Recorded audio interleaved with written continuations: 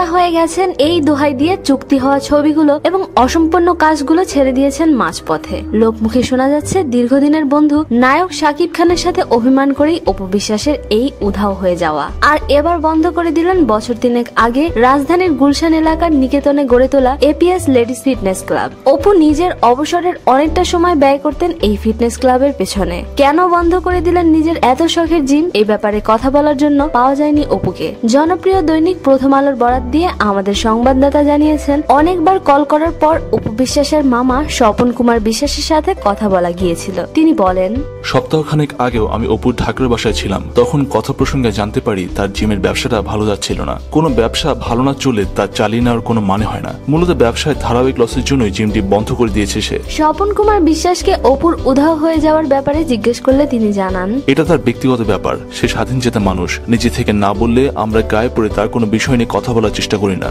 দর্শক, অভিমানী অপু বিশ্বাসের এই গোপনীয়তা অবলম্বনের ব্যাপারে আপনারা কি ভাবছেন জানান নিচের কমেন্ট সেকশনে। আর অপু বিশ্বাসের প্রতিটি আপডেট পেতে সাবস্ক্রাইব করুন আমাদের চ্যানেল ফানি কমন ম্যামকে।